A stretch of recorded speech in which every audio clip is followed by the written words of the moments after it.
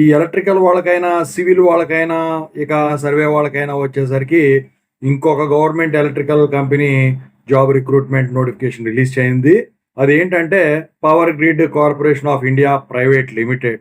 So దీంట్లో ఎవరైతే diploma చేసి ఉన్నారో, అది ఎలక్ట్రికల్ స్ట్రీమ్ అయినా కావచ్చు, సివిల్ అయినా కావచ్చు, సర్వే అయినా కావచ్చు, వాళ్లకు డిప్లొమా ట్రైనీ కింద వీళ్ళు జాబ్ నోటిఫికేషన్ ఇచ్చారు. ఇక హెచ్ఆర్ వాళ్లకు, F&A వాళ్ళకు వచ్చేసరికి జూనియర్ ఆఫీసర్ ట్రైనీ సంబంధించిన పోస్టులకి నోటిఫికేషన్ ఇచ్చారు. ఇక సర్వే కేటగిరీ వాళ్ళకి సంబంధించి జూనియర్ టెక్నీషియన్ ట్రైనీకి సంబంధించిన నోటిఫికేషన్ కూడా అందుట్లో ఇంక్లూడ్ అయి ఉంది. అయితే ఇంపార్టెంట్ డేట్స్, ఎగ్జామ్ ప్యాటర్న్, ఇక ఎవరు ఎలిజిబుల్ కాదు, వీటన్నిటికీ కూడా ఇప్పుడు మనం మాట్లాడుకుందాం. ముందుగా అయితే ఇంతవరకు ఈ ఛానల్ సబ్స్క్రైబ్ చేసుకునే వాళ్ళు ఎవరైనా ఉంటే సబ్స్క్రైబ్ చేసుకుని వీడియో లైక్ చేసి షేర్ చేయండి. మీకు కనుక నాతో మాట్లాడాలని ఉంటే కాల్ మీ ఫోర్ ద్వారా కాల్ చేయండి. తెలుగు ఇంజనీరింగ్ ఎడ్యుకేషన్ టెలిగ్రామ్ ఛానల్లో జాయిన్ అవ్వండి. ఈ వీడియోకి ఒక హైప్ ఇవ్వండి. ఇక టాపిక్లోకి వెళితే ముందుగా ఇంపార్టెంట్ డేట్స్ చూద్దాము. అయితే ఇప్పుడు ఎవరెవరు ఎలిజిబుల్ అవన్నీ చెప్తాను. మరి బీటెక్, ఎంటెక్ వాళ్ళ పరిస్థితి ఏంటో కూడా చెప్తాను. అయితే ఈ ఆన్లైన్ సబ్మిషన్ ఆఫ్ అప్లికేషన్ ఏదైతే ఉంటుందో, ఈ online payment of application fees ఏదైతే ఉంటుందో, ఓపెనింగ్ డేట్ వచ్చేసరికి 20 ఏప్రిల్ 2026 అనమాట. ఇక క్లోజింగ్ డేట్ ఏదైతే ఉండదో, ఆన్లైన్ సబ్మిషన్ ఆఫ్ అప్లికేషన్ కానివ్వండి, online payment of application fee కానివ్వండి, వచ్చేసరికి 11th మే 2026 అనమాట. Cut off date for age వచ్చేసరికి 11th May 2026. Cut off date for acquiring qualification వచ్చేసరికి 15th జూలై 2026. ఏదైతే ఇప్పుడు డేట్లు చెప్పానో ఈ లోపే అయిపోయి ఉండాలి. మీకు ఈ లోపే మీకు ఏజ్ కూడా కరెక్ట్గా సరిపోయి ఉండాలి. ఓకేనా? సో అది ఇంపార్టెంట్ డేట్స్. ఇక ఫీజుల గురించి కూడా తర్వాత మాట్లాడదాం. ముందుగా వచ్చేసరికి ఏంటంటే, ఈ పవర్ గ్రిడ్ కార్పొరేషన్ అనేది ఏంటంటే ఎలక్ట్రిసిటీ సంబంధించిన గవర్నమెంట్ జాబ్ అండి. అయితే ఇక్కడ ఈ డిప్లొమా ట్రైనీల కిందేమో ఎలక్ట్రికల్ వాళ్ళని అంటే డిటిఈ అంటారు. ఇక డిప్లొమా ట్రైనీ కింద సివిల్ వాళ్ళని అంటే డిటిసి అంటారు. డిప్లొమా ట్రైనీ కింద సర్వేయింగ్ వాళ్ళని డిటిఎస్ అంటారు. జూనియర్ ఆఫీసర్ ట్రైనీ హెచ్ఆర్ వాళ్ళని జేఓటీ ఆఫ్ హెచ్ఆర్ అంటారు. జూనియర్ ఆఫీసర్ ట్రైనీ F&A వచ్చేసరికి JOT F&A. Junior technician trainee survey JTT survey అంటారు. సో వీళ్ళందరికి కూడా వీళ్ళు రిక్రూట్మెంట్కి నోటిఫికేషన్ అయితే ఇవ్వటం అయితే జరిగిందనమాట. అయితే ఇక్కడ ఇండియా మొత్తం మీద ఉన్నాయన్నమాట పోస్టింగ్లు. టోటల్ పోస్ట్స్ వచ్చేసరికి 700 రౌండ్ ఫిగర్ ఉన్నాయండి. అయితే ఇక్కడ ముందుగా చూసుకుంటే క్వాలిఫికేషన్స్ మాట్లాడుకుంటే, వాటి పర్సంటేజ్ వీటి గురించి మాట్లాడుకుంటే, డిటిఈ ఇందాక ఏదైతే మనం చెప్పుకున్నామో ఆ డిటిఈకి వచ్చేసరికి మీకు 70% ఉండాలి. జనరల్ వాళ్ళకు, ఓబీసీ వాళ్ళకు, ఈడబ్ల్యూఎస్ వాళ్ళకు.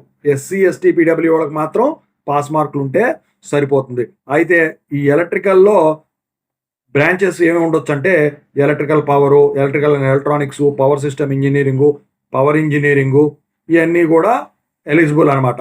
అయితే బీటెక్, ఎంటెక్ వాళ్ళు నాట్ ఎలిజిబుల్ దీనికి. ఇక డిటీసీ అంటే సివిల్కి సంబంధించి చూసుకుంటే 70% for general, OBC, EWS candidates. Pass marks for SC, ST, PWD. Higher qualification అనేది నాట్ అలౌడ్. బీటెక్ కానీ, ఎంటెక్ కానీ, ఎంఈ కానీ ఏదైనా కానివ్వండి. ఓకేనా? ఇక డిటిఎస్, సో దానికి చూసుకుంటే వచ్చేసరికి క్వాలిఫికేషన్ ఏంటంటే చెప్పాను కదా, సర్వే ఇంజనీరింగ్ అయి ఉండాలి, లేకపోతే సివిల్ ఇంజనీరింగ్ అయి ఉండాలి డిప్లొమాలో. Higher qualification not allowed. ఓకేనా? అయితే 70% మార్కులు ఉండాలన్నమాట ఎవరికైనా కానివ్వండి. అది ఇవ్వటం అయితే జరిగింది. ఇక జేఓటీ హెచ్ఆర్, సో దీనికి వచ్చేసరికి జనరల్, ఈడబ్ల్యూఎస్, ఓబీసీ వాళ్ళకు 60% తగ్గకూడదు. ఓకేనా? అయితే వీళ్ళకి క్వాలిఫికేషన్ ఏంటంటే బీబీఏ, బీబీఎం, బీబీఎస్ వాళ్ళు ఈక్వలెంట్ క్వాలిఫికేషన్ ఉండాలి. ఇక జేఓటీ F&Aకి వచ్చేసరికి పోస్ట్ గ్రాడ్యుయేట్ డిగ్రీ ఉండొచ్చు, పోస్ట్ గ్రాడ్యుయేట్ డిప్లొమా ఉండొచ్చు, సిఏ, సిఎంఏ దాని ఈక్వలెంట్గానే ఉండొచ్చు అనమాట. ఓకేనా? సో అది ఇచ్చాడు. ఇక అంతకుమించి హయ్యర్ క్వాలిఫికేషన్ అంటే నాట్ అలౌడ్. ఇక జేటీటీ సర్వేకి సంబంధించింది వచ్చేసరికి హయ్యర్ క్వాలిఫికేషన్ నాట్ అలౌడ్, కానీ ఈ సర్వేయర్ క్వాలిఫికేషన్ ఏదైతే ఉంటుందో అది అప్రూవ్డ్ అనమాట. సో ఓవరాల్గా అయితే ఇదండి. సో క్వాలిఫికేషన్స్ కానివ్వండి, పర్సంటేజ్ పరంగా కానివ్వండి. ఇక ఏజ్ చూసుకుంటే, ఏజ్ వచ్చేసరికి 11th May 2026 కల్లా 27 ఇయర్స్ మాత్రమే ఉండాలని చెప్పేసి వీళ్ళు కళాఖండిగా చెప్పేశారు. ఓకేనా? సో ఎవరైతే ఈ అప్లై చేసిన క్యాండిడేట్స్ ఉన్నారో, సెలెక్ట్ అయిన వాళ్ళు, ట్రైనింగ్ పీరియడ్ అనేది వన్ ఇయర్ ఉంటుందండి. సో ట్రైనింగ్ ఇస్తారు, ఆ తర్వాత పోస్టింగ్ కూడా ఇస్తారనమాట. పే స్కేలు అదంతా కూడా అందుట్లో వాళ్ళు మెన్షన్ చేశారు. సర్వీస్ అగ్రిమెంట్ ఉంటుందండి. సో ట్రైనింగ్ వచ్చేసరికి మీకు 1 year ఉంటుంది కాబట్టి సర్వీస్ అగ్రిమెంట్ బాండ్ అనేది ఉంటుందన్నమాట. దానికి అమౌంట్ వచ్చేసరికి వాళ్ళు ఇవ్వడం జరిగింది. జనరల్, ఓబీసీ, ఈడబ్ల్యూఎస్ క్యాండిడేట్స్కి, జేఓటీ వచ్చేసరికి ఎఫ్ఎండ్కి 2,50,000, ఎస్సీ ఎస్టీలకి, పీడబ్ల్యూబీడీ వాళ్ళకి 1,25,000. అదే జేటీటీ సర్వేకి వచ్చేసరికి జనరల్, ఓబీసీ, ఈడబ్ల్యూఎస్కి ఎగ్జిక్యూషన్ బాండ్ 1,25,000, ఎస్సీ ఎస్టీ పీడబ్ల్యూబీడీ క్యాండిడేట్స్కి 62,500. అప్లికేషన్ ఫీజు చూసుకుంటే ఈ డిటిఈ కానీ, డిటిసి కానీ, డిటిఎస్ కానీ, జేఓటీ హెచ్ఆర్ కానీ, జేఓటీ ఎఫ్&ఏ కానీ వచ్చేసరికి 300 రూపాయలండి. అదే జేటీటీ సర్వేకి వచ్చేసరికి 200 రూపాయలు. సో మీకు తెలుసు కదా, www.powergrid.in వెళ్ళాలి. ఎలా అప్లై చేయాలో కూడా చెప్తాను. అది రిలాక్సేషన్స్ కూడా వాళ్ళు ఇవ్వటం అయితే జరిగిందండి. ఇదంతా కూడా నేను టెలిగ్రామ్లో పీడిఎఫ్ షేర్ చేస్తాను మీకు, డోంట్ వరీ. అయితే ఇక్కడ ఏజ్ రిలాక్సేషన్ కూడా ఇచ్చారండి. ఓబీసీకి అయితే 3 years, ఎస్సీ ఎస్టీకి అయితే 5 years, పీడబ్ల్యూబీడీ వాళ్ళకైతే 10 years. ఓకేనా? ఎక్స్ సర్వీస్ మ్యాన్స్కి వీళ్ళందరికి కూడా ఇవ్వటం అయితే ఇచ్చారు, ఈడబ్ల్యూఎస్ వాళ్ళకి వీళ్ళందరికి కూడా. ఓకేనా? సో ఇక సెలక్షన్ ప్రాసెస్ ఎలా ఉంటుంది? ఈ డిటిఈ కానీ, డిటిసి కానీ, డిటిఎస్ వాళ్ళకు written test, computer based test 100% weightage. JOT HR ఎఫ్&ఏ వాళ్ళకు written test, computer test 100% weightage followed by computer skill test. ఇక జేటీటీ సర్వేకి వచ్చేసరికి written test, computer based test followed by trade test. Qualifying marks ఉండాలి. Written test or computer based test CBT ఉంటుందన్నమాట. Admit card అనేది post ద్వారా అయితే send చేయరు. అది రిటర్న్ టెస్ట్కో సిబిటికో వచ్చేసరికి admit card, original ID proof వచ్చేసరికి అప్లికేషన్ పోర్టల్ నుంచే డౌన్లోడ్ చేసుకోవాల్సి ఉంటుంది. టెస్ట్ డ్యూరేషన్ 2 hours అండి. ఆబ్జెక్టివ్ టైపు, ఒక్కొక్క క్వశ్చన్కి 4 ఆప్షన్స్ ఉంటాయి. పార్ట్ 1 ఉంది, పార్ట్ 2 ఉంది. పార్ట్ 1 120 క్వశ్చన్స్ అండి. సో ఇందులో టెక్నికల్ నాలెడ్జ్ క్వశ్చన్స్ ఉంటాయి, డిటిఈ, డిటిసి, డిటిఎస్, జేటీటీ వాళ్ళకు. ఇక జేఓటీ వాళ్ళకు ప్రొఫెషనల్ నాలెడ్జ్ ఉంటుంది, హెచ్ఆర్ఎఫ్ ఎఫ్&ఏ వాళ్ళకు. ఇక పార్ట్ 2 వచ్చేసరికి 50 క్వశ్చన్స్ అండి, ఆప్టిట్యూడ్ టెస్ట్. సో ఈ ఆప్టిట్యూడ్ టెస్ట్లో ఇంగ్లీష్ వొకాబులరీ ఉంటుంది, వెర్బల్ కాంప్రహెన్షన్ ఉంటుంది, క్వాంటిటేటివ్ ఆప్టిట్యూడ్ ఉంటుంది, రీజనింగ్ ఎబిలిటీ ఉంటుంది, డేటా సఫిషియన్సీ అండ్ ఇంటర్ప్రిటేషన్ ఉంటుంది, numerical ability and general awareness ఉంటుంది. Total 170 questions.